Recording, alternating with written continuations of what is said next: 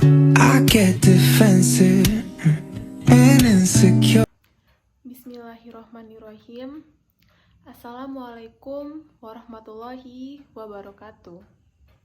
Salam sejahtera bagi kita semua. Om Swastiastu, Namo Buddhaya, salam kebajikan. Yang saya hormati Ibu Dr. Haja Dia Fatma Sujuraida, MSI, selaku dosen mata kuliah Public Speaking, dan teman-teman semua yang berbahagia. Pertama-tama, marilah kita panjatkan puji syukur kehadiran Allah Subhanahu wa Ta'ala, karena atas limpahan rahmat dan hidayahnya, pada hari ini saya masih diberi kesehatan dan kesempatan untuk menyampaikan pidato ini. Dan saya berterima kasih kepada semuanya yang telah meluangkan waktunya untuk mendengarkan pidato ini. Pada kesempatan kali ini, saya akan membahas tema tentang cinta, dan yang berjudul Cinta kepada Diri Sendiri atau Self-Love. Dan tujuan dari pidato ini adalah memupuk rasa cinta kepada diri sendiri. Konsep self-love atau yang biasa disebut mencintai diri sendiri saat ini sedang menjadi topik yang hangat dibicarakan oleh banyak pihak. Bagi umat muslim, mencintai diri sendiri merupakan suatu kewajiban sebagai bentuk rasa syukur atas nikmat Allah Subhanahu wa Ta'ala. Namun, pada kenyataannya masih banyak yang belum memahami konsep mencintai diri sendiri. Mencintai diri sendiri? Narsis dong. Narsis kan gangguan mental. Istilah narsis mungkin kian familiar saat ini, mengingat sudah banyak orang yang sering menggunakan kata ini. Bagi orang awam, narsis seringkali dikaitkan dengan seseorang yang terlalu membanggakan dirinya atau terlalu mencintai dirinya sendiri.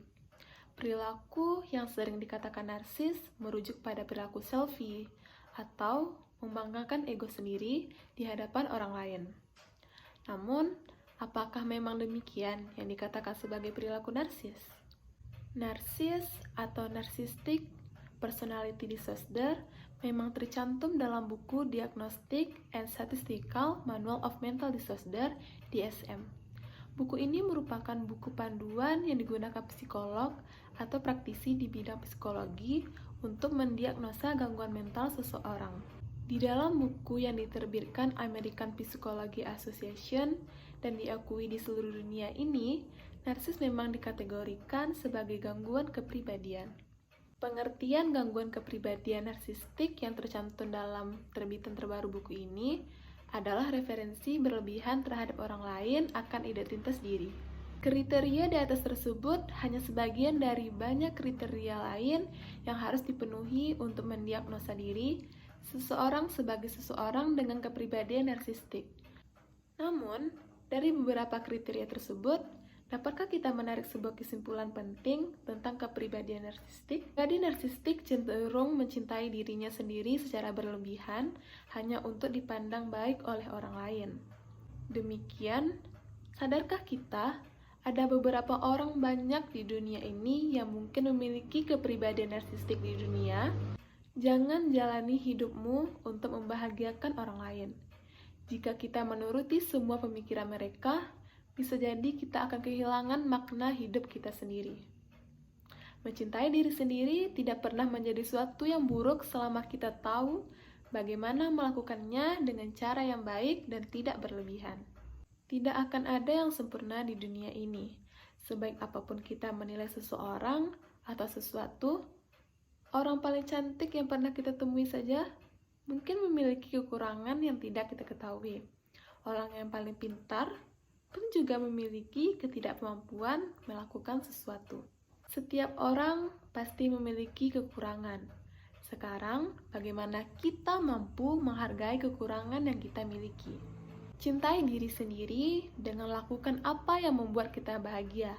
Meskipun mungkin hal konyol yang membuat bahagia itu, hal yang akan membuat kita berbeda dengan seseorang narsistik adalah dengan mencintai diri sendiri dan menghargai diri sendiri untuk kebahagiaan kita, bukan untuk memuaskan pandangan terhadap orang lain.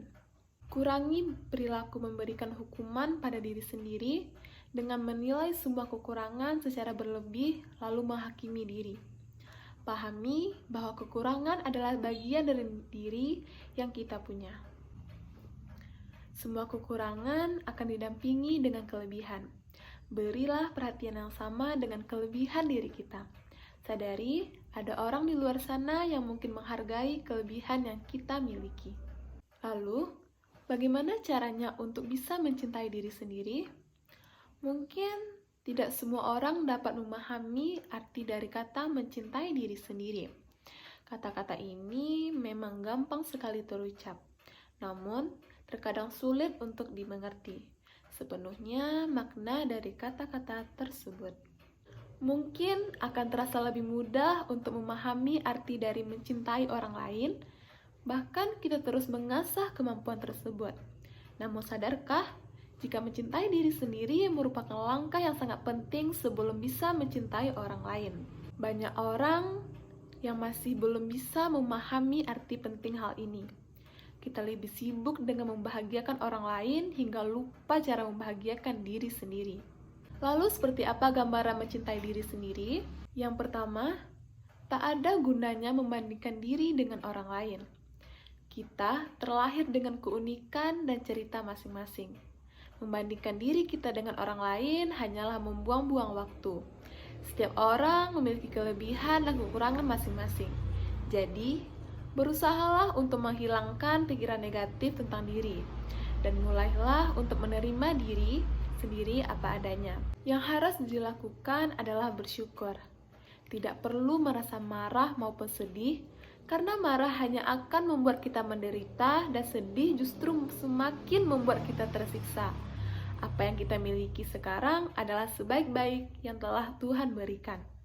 Dengan bersyukur akan membuat kita mampu memandang segala permasalahan dengan lebih positif. Yang kedua, cintai dirimu sendiri sebelum orang lain. Kita tidak akan pernah bisa mencintai orang lain dengan benar sebelum kita bisa mencintai diri kita sendiri dengan tepat. Mencintai diri sendiri adalah tentang menghormati dan menerima diri dengan apa adanya. Banyak orang yang tidak akan menjadi dirinya sendiri demi mendapatkan perhatian orang lain. Namun, untuk yang bisa memahami diri, pasti akan selalu menjadi diri sendiri tanpa mengkhawatirkan pandangan negatif orang lain. Karena tidak selalu pandangan orang lain itu membawa dampak yang baik buat diri kita. Dengan mencintai diri sendiri, pastinya akan mampu membentuk diri kita menjadi pribadi yang lebih kuat dan tangguh dalam menghadapi berbagai macam keadaan. Ketiga, mencintai diri sendiri akan memfokuskan diri pada kekuatan yang dimiliki. Banyak orang yang menderita karena terlalu mengkhawatirkan kritik dan pandangan orang lain terhadap kelemahannya. Namun, jangan jadikan itu sebagai suatu masalah besar. Yakinlah selalu bahwa di balik setiap kelemahan selalu tersimpan kekuatan. Fokuslah pada kekuatan-kekuatan yang dimiliki untuk meraih berbagai impian. Fokus dengan kekuatan akan membuat diri menjadi lebih produktif dalam menjalani hidup. Dan satu hal yang harus dipahami adalah akan ada selalu orang yang menghalangi langkah kita dalam meraih impian. Jangan dengarkan mereka, fokuslah saja pada diri sendiri. Keempat, jadikan masa lalu untuk lebih mencintai diri sendiri. Setiap orang tentunya memiliki masa lalu yang tak menyenangkan dalam hidup. Namun, masa lalu adalah pengalaman yang bisa dijadikan pelajaran untuk menjadikan diri menjadi lebih baik lagi di masa depan. Belajarlah menerima hal tersebut. Namun, jangan biarkan masa lalu merenggut kebahagiaan. Jadikanlah masa lalu sebagai pembangkit naluri agar bisa mencintai diri sendiri. Kelima, hidup adalah tentang menjadi dirimu sendiri. Hidup bukanlah tentang kompetensi dirimu menghadapi orang lain, melainkan melawan dirimu sendiri untuk lebih baik lagi di hari kemarin. Jadilah versi terbaik dari dirimu sendiri, karena setiap orang akan memiliki cerita kehidupannya masing-masing. Berbanggalah dengan apa yang kamu miliki, dengan begitu akan lebih mudah untuk menjalani hidup. Keenam, luangkan waktu untuk self-talk. Sebenarnya, kita sendirilah yang paling tahu tentang diri sendiri. Luangkan waktu melakukan self-talk untuk menyemangati diri. Salah satu cara sederhana adalah dengan memberikan kalimat-kalimat positif setiap pagi untuk diri sendiri. Hal ini sangat penting dilakukan, karena kita akan mendengarkan apa yang kita ucapkan sendiri.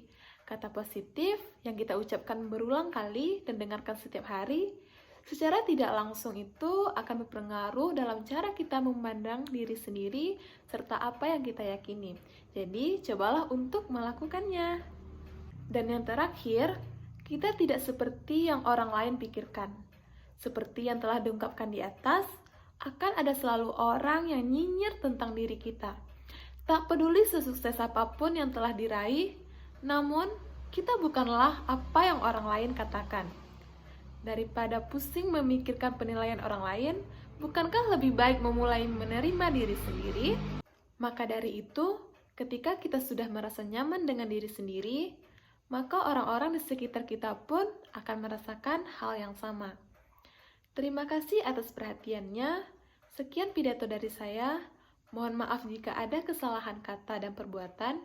Wassalamualaikum warahmatullahi wabarakatuh.